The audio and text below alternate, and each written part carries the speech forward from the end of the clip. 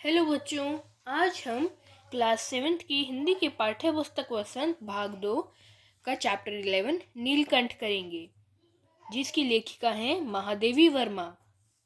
सबसे पहले पाठ का सार है। प्रश्न: नीलकंठ शीर्षक रेखा चित्र का सार अपने शब्दों में लिखिए।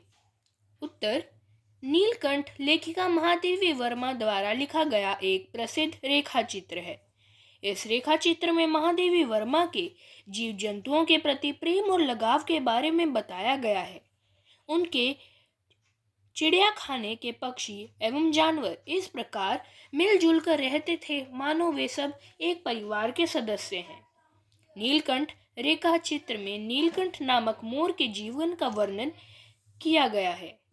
एक दिन लेखिका अपने किसी अतिथि को स्टेशन पर पहुंचाकर घर वापसी में पक्षियों को बेचने वाले बड़े मियाँ की दुकान पर रुकी। बड़े मियाँ ने उनसे कहा कि शंकरगढ़ से एक चिड़ियामार 2 मोर के बच्चे लाया है। इनमें एक मोर और दूसरा मोरनी है। इन्हें आप रख लो, नहीं तो कोई मारने के लिए ले जाएगा। लेखिका ने उन दोनों को 35 रुपए में पिंजड़े सहित खरीद लिया था। जब लेखिका उन दोनों पक्षियों को लेकर घर पहुंची तो सबने कहा कि आप मोर के स्थान पर तीतर ले आई हैं। दुकानदार ने आपको ठग लिया है। लेखिका को उनकी यह बात अच्छी नहीं लगी और वे दोनों पक्षियों को अपने कमरे में ले आई। दोनों पक्षी आजादी से उसके कमरे में घूमने लगे। कुछ ही दिनों में वे दोनों लेखिका से इतने घुल मिल गए थे कि अपनी छोटी छोटी हरकतों से उनका ध्यान अपनी ओर खींचते रहते थे। लेखिका ने दोनों की पंछियों वाले बड़े जाली घर में पहुंचा दिया। इन नए पक्षियों को वहां मौजूद पुराने पक्षी बड़े ध्यान से देखते हुए इनके चारों ओर घूमने लगे। मोर के बच्चे अब कुछ बड़े हो गए थे। मोर के सिर की कलगी बहुत बड़ी और चमकदार हो गई तथा चोंच पहले की अपेक्षा तीखी हो गई थी। मोर की आंखों में नीली आभा चमकने लगी थी। मोर की गर्दन लंबी और सुंदर थी। मोर द्वारा अपनी लंबी गर्दन का उपयोग करना सबको अच्छा लगता था। दूसरी ओर मोरनी का विकास भी हो रहा था, किंतु मोरनी का सौंदर्य इतना आकर्षक नहीं था। किंतु वह मोर की सच्ची सहचारिणी थी। मोर की नीली व चमकदार गर्दन होने के कारण मोर का नाम नीलकंठ रखा गया था। मोरनी सदा मोर के साथ छाया की भांति रहती थी, इसलिए उसका नाम राधा रखा गया था।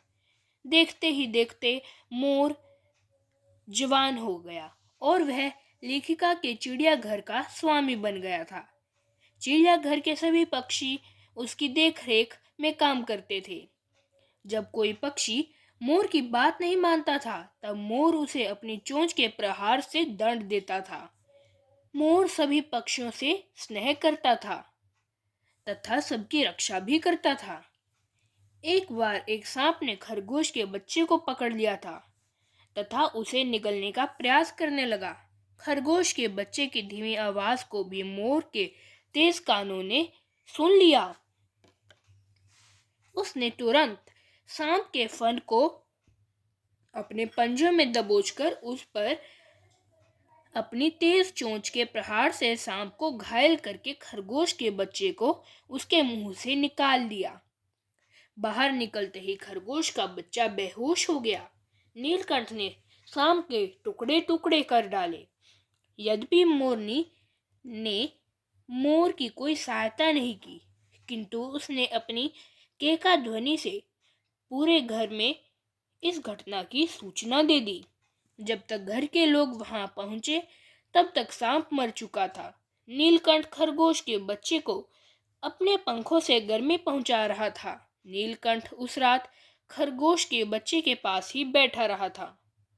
इस घटना को देखकर लेखिका ने सोचा कि कार्तिकेय ने मोर को अपनी सवारी बनाकर अच्छा ही किया था। मोर कला प्रिय एवं साहसी पक्षी है। वह बाज तथा चील की भांति हिंसक नहीं है। बसंत ऋतु और वर्षा ऋतु नीलकंठ और राधा की प्रिय ऋतुएं थी। मेघों के आने से पहले ही वे हवा की सुजल आहट पा लेते थे। वर्षा ऋतु में नीलकंठ द्वारा पंखों को फैलाकर नृत्य करना मनभावन था। वर्षा की गति के साथ साथ नीलकंठ के नृत्य की गति भी बढ़ने लगी थी। राधा भले ही नीलकंठ की भांति सुंदर नृत्य नहीं कर सकती, किंतु फिर भी नृत्य में उसका पूरा साथ अवश्य रहता था। नीलकंठ और राधा का प्रेम सहचार्य का प्रेम था, किंतु कुब्जा के आने से उनका यह प्रेम अधिक देर तक नहीं चल सका। हुआ यह है कि एक दिन लेखिका ने नखास कोने में निकली तो बड़े मियाँ ने कार को रोक लिया तथा उन्हें एक मोरनी दिखाई जिसके पंजों की उंगलियां टूटी हुई थी। उसने बताया कि चिड़ी मार ने ऐसा किया है। लेखिका ने उसे 7 रुपए में खरीद लिया, इसका इलाज कराया और वह शीघ्र ही ठीक हो गई। लेखिका ने इसका नाम कुब्जा रख दिया था। कुब्जा अन्य पक्षियों की भांति सबसे मिलकर रहने वाली नहीं थी। वह सदा नीलकंठ के साथ रहना चाहती थी। जब वह राधा को नीलकंठ के साथ देखती तो वह उसे मारकर नीलकंठ से दूर करने का प्रयास करती। उसने एक बार तो राधा के पंख व कलगी नोच डाली। राधा ने 2 अंडे दिए, लेकिन कुब्जा ने उन्हें भी तोड़ दिया। वह किसी को भी नीलकंठ के समीप नहीं आने देती थी। राधा से अलग रहकर नीलकंठ निराश रहने लगा। कई बार वह जाली घर से भाग भी गया। कई बार तो वह निराश होकर आम की शाखाओं पर छिपकर भूखा प्यासा बैठा रहता। अब नीलकंठ की आंखों में शून्यता बनी रहती थी। लेखिका सोचती थी कि समय आने पर वह संभल जाएगा, किंतु एक प्रातः लेखिका देखती है कि नीलकंठ धरती पर पंख फैलाकर बैठा था। लेखिका के पुकारने पर भी वह वहां से हिला डोला नहीं। वास्तव में वह मर चुका था। लेखिका ने उसे अपनी शाल में लपेटकर गंगा नदी में प्रवाहित कर उसका अंतिम संस्कार कर दिया। राधा नीलकंठ की मृत्यु के पश्चात उसका इंतजार करती रहती थी। मेघों के छा जाने पर वह उसे तेज आवाज से पुकारने लगती थी। कुब्जा भी नीलकंठ को ढूंढती रहती थी। जाली घर का दरवाजा खुलते ही वह आम, अशोक, कचनार आदि के पेड़ों पर उसे ढूंढती थी। एक दिन कुब्जा आम की शाखा से नीचे उतरी तो उसका सामना कजली कुतिया से हो गया। उसने कजली की पीठ पर अपनी चोंच से प्रहार किया। कजली ने 2 दांत उसकी गर्दन में गाड़ दिए और तभी उसकी जीवन लीला समाप्त हो गई। इस प्रकार लेखिका ने इस पाठ में इन तीनों पक्षियों की प्रमुख विशेषताओं का सजीव वर्णन किया है। भाषा की बात। प्रश्न 1। रूप शब्द से कुरूप, स्वरूप, बहुरूप आदि शब्द बनते हैं। इसी प्रकार नीचे लिखे शब्दों से अन्य शब्द बनाओ। गंध, रंग, फल, ज्ञान। उत्तर गंध, सुगंध, दुर्गंध। रंग, सुरंग, नवरंग, बदरंग। फल, निष्फल, सुफल, प्रतिफल। ज्ञान, विज्ञान, आत्मज्ञान, परिज्ञान। प्रश्न 2। विस्मया विभूत शब्द या विस्मय और अभिभूत 2 शब्दों के योग से बना है। इसमें विस्मय के य के साथ अभिभूत के अ के मिलने से या हो गया है। अ आदि वर्ण है।